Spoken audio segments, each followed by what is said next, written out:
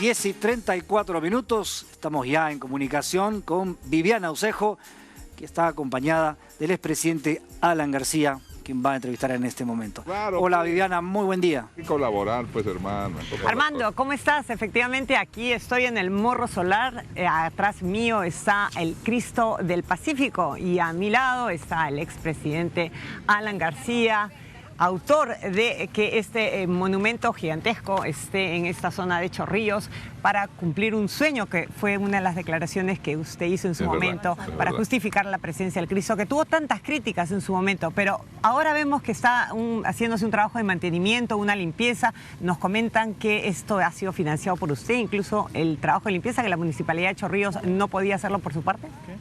Bueno, alguien tenía que hacer la limpieza porque la brisa del mar más la arena y el polvo a veces cambian el color del Cristo, que tiene que estar muy blanco, ¿no? De manera que hay que tomar la iniciativa y lo hemos hecho personalmente para mantenerlo como debe ser. Pero ¿cómo recibió las múltiples críticas que tuvo en su momento? El hecho de que esta era una zona intangible, que uno no podía hacer lo que quisiera con el lugar, el hecho que supuestamente Odebrecht, que era la compañía brasilera que se había visto favorecida con numerosos encargos de parte del Estado, había sido una de las principales financistas, el hecho que la alcaldesa de Lima dijo que por qué no siquiera se le había consultado a la Municipalidad de Lima. ¿Cómo recibió todas esas críticas y luego de transcurrido un año, qué es las reflexiones que Como hace? todas las críticas en el Perú, hay que recibirlas con calma y con paciencia, sabiendo de quién vienen y por qué se hacen. Mire, es tan intangible el morro que un alcalde lo vendió completo. Y lo que hicimos mediante un decreto supremo fue recuperarlo para que sea intangible, porque fue el lugar de resistencia de toda Lima, heroicamente, al avance del invasor en 1881. De manera que hemos defendido siempre la intangibilidad histórica del morro, que no se construyan aquí edificios y casas. Y bueno, este era un proyecto que tenía años y que estaba en ejecución cuando hubo un cambio de alcaldía. Ya había consultado y conversado eso con el alcalde de Lima, el anterior, el alcalde Castañeda, ¿no? ¿Esta zona donde estamos parados es una zona privada o pertenece al Estado? Mire, usted menciona que fue vendida por un alcalde. En esta zona, la parte de atrás, lo que fue la playa de la Herradura y sigue siendo, más las laderas de esa parte del morro, porque todo es el morro, no solo esto, fue vendida para hacer edificios. Y a mí me pareció un crimen que se vendiera un lugar histórico de nuestra patria. Y donde estamos aquí fue la última parte de la resistencia. Aquí en esta parte estuvo el general Iglesias, al mando de varios batallones venidos de provincias, y aquí rindieron su vida más de 2000 peruanos defendiendo Lima ante el avance invasor. Pero lamentablemente, a pocos metros de aquí comienza algo que está inscrito como propiedad privada, lo cual a mí me parece írrito, absurdo, ¿no? Este es un lugar histórico y sagrado. Y que Chorrillos deberá recuperar entonces para... Yo creo que nadie se atreverá a construir aquí, en los hechos.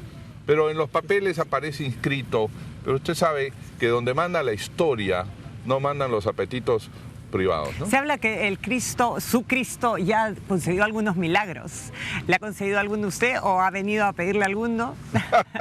No, todo lo que le pediría es lo que le pedí el día que se puso en iluminación la gran estatua, es que nos acompañe a los peruanos en el desarrollo, en la justicia, en la armonía.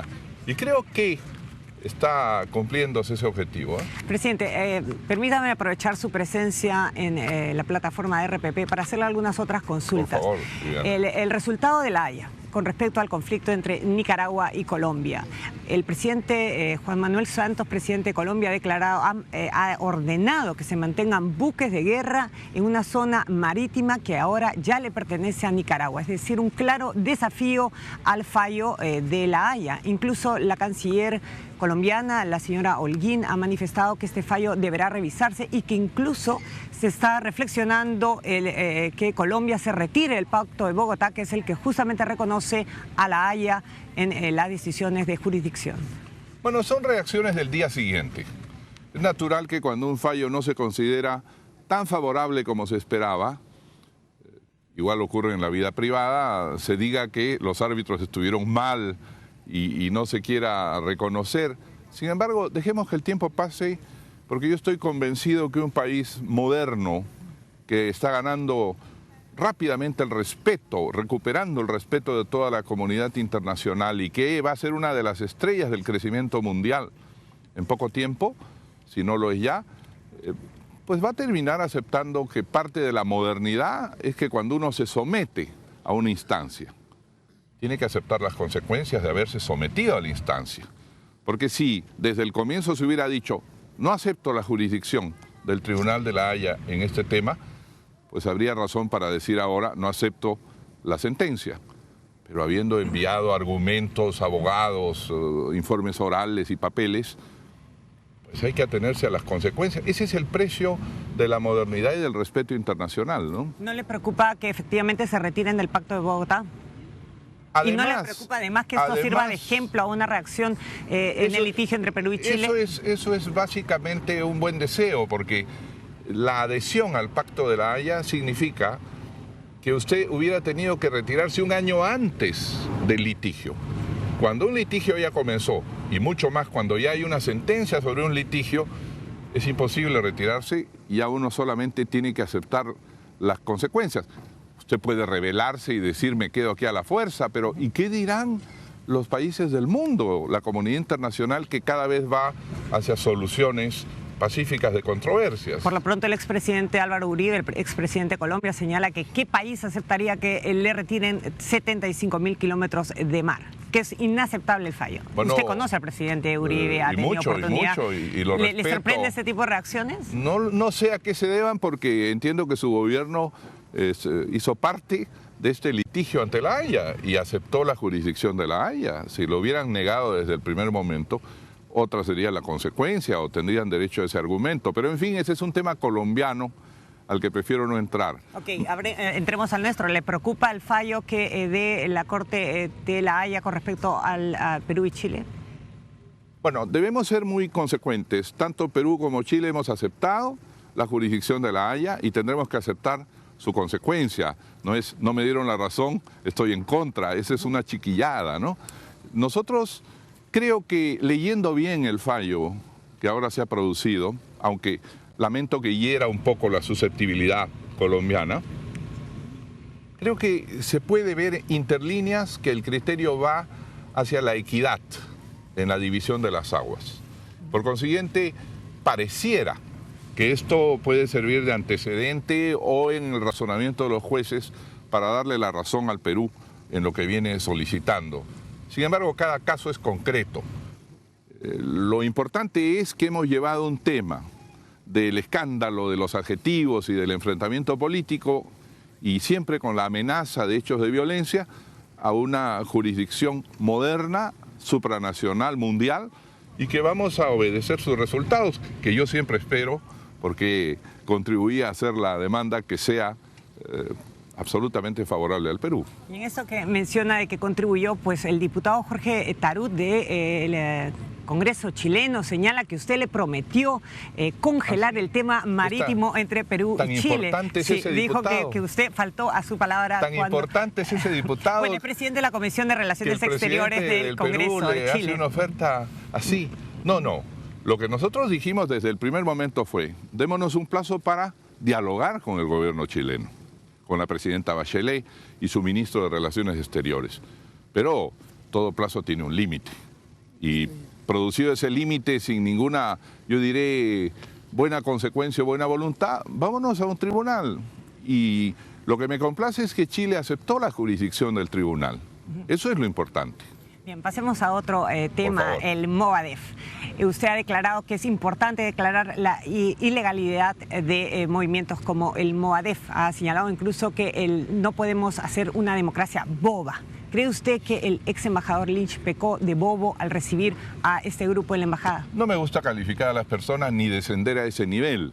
Lo que he dicho es que una democracia que defiende las libertades y que enaltece la capacidad de elección de los gobiernos por la voluntad popular no puede ser boba en el sentido de dejar hacer o hacerse la desentendida con grupos o personas que están intentando destruir mediante la violencia esta que es la mejor forma de convivencia humana, que es la democracia. Y en ese sentido creo que pecamos de bobos, todos, sin excepción. Desde el gobierno militar, que sabía que comenzaba la violencia terrorista antes del 80, el gobierno civil que continuó, y que tal vez mi propio gobierno, por no usar de otros instrumentos. Y fue necesario que viniera una dictadura, los usara para aplastar definitivamente la mayor amenaza. ¿Qué instrumentos le faltó usar en su gobierno contra el terrorismo? Nosotros propusimos, personalmente, fui al Poder Judicial, que se establecieran los tribunales sin rostro, porque es evidente que un juez ante un terrorista que amenaza la vida de su familia y su propia vida, no va a actuar con libertad. Y sin embargo, en ese momento se dijo, no es posible que Alan García plantee esto, que es casi una dictadura. Así es de boba la democracia. Propusimos al Ministerio Público de entonces, al fiscal de la Nación de entonces, cierre el diario Marca. Es un agente agitador en favor del terrorismo. No han cometido ningún delito y no hay delito de opinión. Bueno, eso se llama democracia boba, que va permitiendo a los enemigos de la democracia y a los que utilizan la violencia, utilizar la incapacidad democrática de ponerle coto a esa violencia. Y yo creo que mejor un rato colorado en este momento que vivir 50 ratos amarillos después. Pero esto que habla de cerrar un medio de comunicación porque, digamos, lo que se dice en afecta a la democracia, ¿cuál es la línea que divide y quién es el que debe decidir cuándo este medio de comunicación afecta realmente el sistema democrático y por tanto se tiene que afectar la libertad de expresión? El Poder Judicial, no el poder político, no los que somos políticos o electos, porque podría decirse está silenciando a un opositor. Para eso existe un Poder Judicial independiente y un Ministerio Público independiente. ¿Efectivos? Que tienen que señalar a tiempo quién está haciendo apología de la violencia, de la muerte y defendiendo a los que han asesinado decenas de miles de peruanos, sobre pretexto de que eran mensajeros de la justicia. Eso es caer nuevamente en el error. En muchos países, en Francia, por ejemplo, existe, sí, allí es un país muy civilizado, muy democrático, la ley del negacionismo. Nadie puede decir, creo que el sistema nazi tuvo cosas favorables y fue bueno en algunos aspectos, a la cárcel. Eso está establecido. De manera que la propia libertad de expresión, cuando afecta el sistema de la libertad de expresión, tiene que ser limitada. Sobre esto que menciona de, digamos, la discusión política, el ex premier Salomón Lerner señala que, bueno, en un principio él habló de que había que haber cierta amnistía para que hubiera una reconciliación nacional. Luego se rectificó y dijo que lo que él quería plantear era que hubiera una discusión con estos grupos políticos como el Movadef para justamente tratar de sacar a los jóvenes que estaban confundidos en estas ideologías y llamarlos para otro tipo de pensamientos. Cuando usted habla de esta verticalidad, de que se le declara ilegal y per se les sanciona, se les condena, claro, y se les está negando la posibilidad de un diálogo con estos grupos radicales. Yo no creo en diálogo con cualquier grupo que piense que la subversión de antes o del futuro es buena. Yo no creo. Y cualquiera que venga a decir que la pandilla de Abimael Guzmán, de criminales, cumplió un papel que hay que respetar o comprender profundamente y que se van a reivindicar, no lo creo. Mire, suficiente daño se hizo en el Perú, así que no hagamos el papel de tontos. Democracias tontas y bobas solo conducen a la desaparición de la democracia. Nadine Heredia, la primera dama, y el premier Jiménez señalan que el Movadef es Sendero y Sendero es Movadef, que están convencidos de ello. ¿Usted está convencido de la estrategia que está llevando el Ejecutivo contra el terrorismo? ¿Está convencido de lo que sucede en el BRAEM, que eso también es narcotráfico, narcoterrorismo, es lo mismo que el Movadef, hay una relación? ¿Tiene claro el panorama de lo que sucede en nuestro país? Para mí todo es parte de la misma familia, el crimen y la violencia. Y nosotros que creemos en las libertades, creemos en la elección de las autoridades, que creemos en la independencia de poderes, en la libertad de expresión, sabemos a dónde conduce dejar resquicios para que con uno u otro vestido se introduzcan a destruirnos desde dentro. De manera que yo estoy convencido que todos son parte de la misma familia y la democracia debe saber defenderse, ¿eh? Otro tema, presidente, el indulto al expresidente Fujimori. Usted ha mencionado que no quiere hacer este tipo de comentarios, que le compete únicamente al presidente Humala el tomar la decisión, pero si no quiere, digamos, opinar sobre si el sí o si el no, por lo menos puede decirnos si es que, como califica Mario Vargas Llosa, el otorgarle el indulto, perdón, es ensuciar su gestión. Ayer dije algo que quisiera repetir. Yo respeto al presidente Humala, por consiguiente no le doy lecciones a través de los medios de comunicación.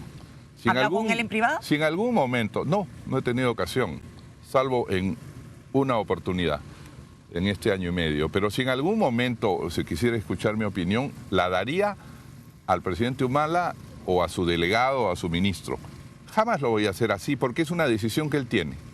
Y esto de decirle al presidente, haz esto, no hagas esto, en una decisión que forma parte de su potestad, porque no es una obligación legal.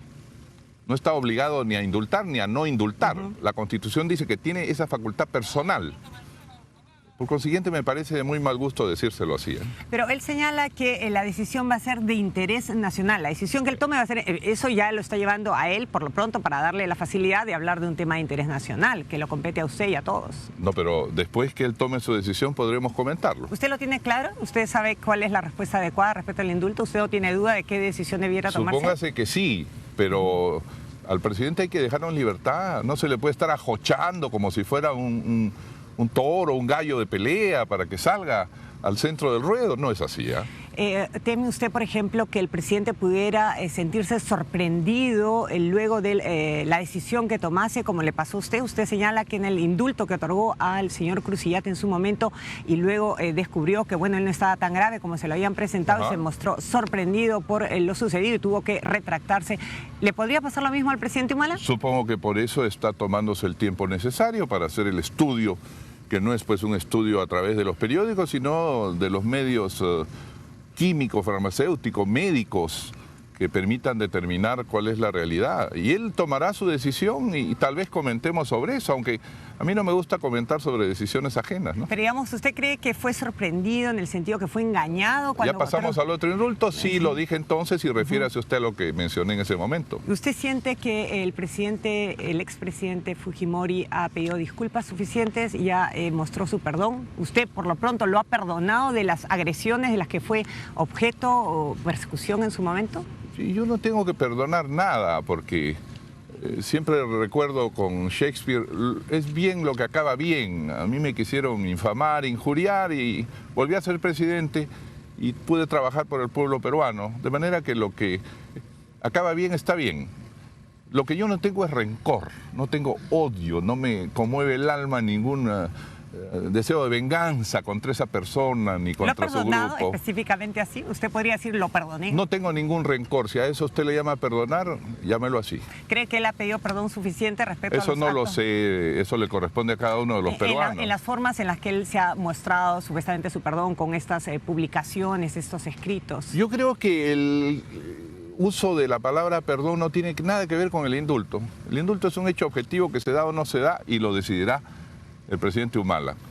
El perdón, yo no sé, no está en la ley, ¿ya? ¿Lo ha buscado algún miembro de la familia Fujimori para que interceda por ellos? No, en absoluto. ¿Usted cree que el expresidente Fujimori tiene algo que decir? ¿Sería bueno que le hubieran dado esa oportunidad de ser entrevistado para que pudiera levantar cargos, decir lo que le parezca? Se le negó esa posibilidad, el INPE se la negó, el Ejecutivo también estuvo de acuerdo. Yo sobre eso tengo una teoría, ¿no? Yo pienso que se puede estar sancionado, pero el derecho de hablar no se debe limitar, pienso. Algunos no están de acuerdo en eso, pero creo que es peor evitar que las personas hablen porque comienza a agigantárseles como si fueran enormes frente a su verdadera realidad. O parece que se tuviera miedo de que digan algo, ¿no? Pero en fin, pienso que las autoridades del INPE y el gobierno medirán esas circunstancias. ¿Qué es lo que le gustaría preguntarle al expresidente Fujimori? Nada, yo no soy periodista, no tengo sus condiciones. ¿Qué le conocer? En absoluto nada. ¿Cree que sus condiciones carcelarias son buenas, son suficientes? Yo creo que sí, son muy aceptables en relación a lo que tal vez él hubiera hecho con otros. Con respecto a la primera dama, Nadine Heredia, es indudable que no podemos tampoco escapar al tema de lo que representa la pareja presidencial, que es como es denominada la forma en que se gobierna nuestro país. Ayer o antes de ayer el presidente del Jurado Nacional de Elecciones, el señor Tábara, ha señalado que no hay ningún impedimento legal. La Constitución, por lo pronto, no niega la posibilidad que la primera dama pudiera postular a la presidencia en el 2016. Señala que es una norma de menor rango la que lo impide, con lo cual el Tribunal Constitucional el día de mañana podría aceptar esa postulación. ¿Cómo recibe esta situación? Porque hasta el momento se hablaba de que estaba imposibilitada legalmente de postular, que podría tener el ánimo, pero la ley se lo impedía. Me parece que es totalmente cierto. En la Constitución en ninguna parte se dice el esposo o la esposa del presidente o quien ejerce la presidencia no podrá ser candidata. Eso después se adoptó en una ley porque, en fin, se pensaba que podían usar del Estado para orientar el continuismo. Pero siendo una ley que es inferior a la Constitución, tiene razón el presidente del jurado cuando dice que no está en la Constitución. ¿Le gustaría verla de candidata a la presidencia? Yo no estoy en condiciones de decir si me gusta o no me gusta algo. No? Digo objetivamente. No, si le gustaría a usted que Nadine postulara, dado sus características carismáticas. Yo estoy en contra de limitar a las personas sus derechos. Y siempre he dicho, y no ahora ante usted, lo he dicho en este año, que no tengo ningún problema de ver que pudiera ser. Me parece, por el contrario, bien refresca la escena política nacional. Es una persona joven que tiene mucha inquietud política. Pues me parece excelente. Es el pueblo el que decide. Y si el pueblo decidiera que usted también postule nuevamente a la presidencia, ¿le gustaría tenerla de contendiente? ¿Se sentiría en un nivel, digamos, adecuado como una persona que tiene ese nivel de aceptación? A pesar de estar sobre el Morro Solar, no me siento pitonizo del futuro. No sé qué querrá el pueblo. Faltan, lo que usted quiere. Faltan 3 años. Faltan 3 años. Y mientras se mantenga el sistema democrático y mientras se mantenga un modelo de desarrollo económico que nos permita tener más empleo y por consiguiente más justicia, yo creo que las cosas están bien y que tenemos que estar relativamente satisfechos, que podrían estar mejor las cosas, lo sabemos todos, pero frente a lo que se esperaba me parece que lo que vivimos es bastante bien y por eso expreso siempre mi apoyo al presidente de la República. Presidente García, coménteme un poco lo que para usted representa esto de la pareja presidencial. Usted ha sido 2 veces presidente, ha tenido una primera dama al lado. No sabemos si es que ella le opinaba, estando en la privacidad de sus dormitorios o no, sobre los... ¿Y por qué solo en el dormitorio puede opinar en el una comedor, señora? en qué sé yo. ¿No? Usted tiene una idea muy restringida. No, para nada, porque por supuesto que tengo la mejor de las opiniones de Pilar Nores, que ha hecho mucha obra social en nuestro país, por supuesto que sí.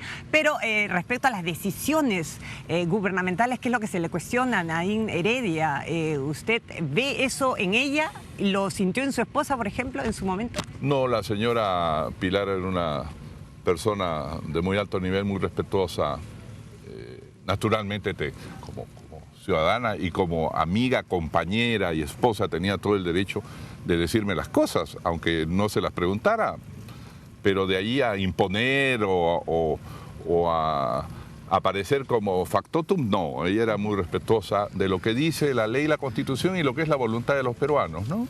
¿Considera que Nadine Heredia no es respetuosa con No salto a eso. Yo hablo de mi esposa. No me haga usted decir cosas que no he dicho. No lo quiero cuestionar para nada. Mala costumbre periodística, me niego. No, es una opinión, es recoger su Tal vez usted lo piense, yo no. No, para nada. Yo no lo pienso. ¿Cómo observa usted el hecho de que Nadine Heredia sea considerada como gobernante de su... Yo no la considero así. Perfecto. Simplemente. Muy bien. Entonces, hablemos, por último, ya como cerrando la entrevista también, de la familia del presidente. Un padre que critica el alejamiento de su hijo, una madre que hace lo mismo, un hermano que está en la cárcel, que es trasladado de un lugar a otro, condenado por asesinato, y una familia que lo reclama. ¿Esta situación le parece que lo complica al presidente en su tarea de gobernar? Mi mamá me enseñó desde chiquito que no debo meterme ni en los líos de los vecinos ni en los líos de las familias ajenas. Creo que esa es la mejor forma de ser educado. Bien, presidente, por último quisiera tratar sobre los libros que usted ha presentado, ha editado este año. Es ya todo un literato, uno de ellos. Pida la palabra. Libre el señor de ser el literato. ¿Por qué? ¿Por qué? ¿No le gustaría? No, ¿Prefiere la política? Soy modestamente un hombre político. Bien, pero escribe muy bien también. Pida la palabra y el rey de la baraja. Este es un nuevo, digamos, sentido en su vida, el escribir, el rescatar las experiencias políticas para plasmarlas en estos escritos. No es nuevo sentido porque yo soy como usted, simplemente un comunicador. Y comunico a través de la política, y si no estoy en el ejercicio activo, intento dar mis ideas no solamente sobre cosas económicas y concretas, sino sobre todo a través de lo que escribo. Por si alguien lo lee, tirar una botella al mar a ver si llega alguien, ¿verdad? Entonces, veía mucho temor sobre la economía mundial y estudiándola vi que no se cae la economía mundial y que más bien el Perú, Colombia, Chile y otros países tienen enormes oportunidades abiertas por las turbulencias que hay en otros países. Y tuve razón, pasó año y medio y el Fondo Monetario anuncia que este año crecemos 3%, el mundo en su conjunto, y el próximo año 3,5%, y creo que será más después. Luego, si algo me reconocen algunas personas es saber comunicar, inclusive mis adversarios, y se enojan por eso. Pero escribí, pida la palabra para transmitir lo que sé sobre eso, y creo que ha tenido un éxito editorial muy grande para los estándares nuestros de compra de libros.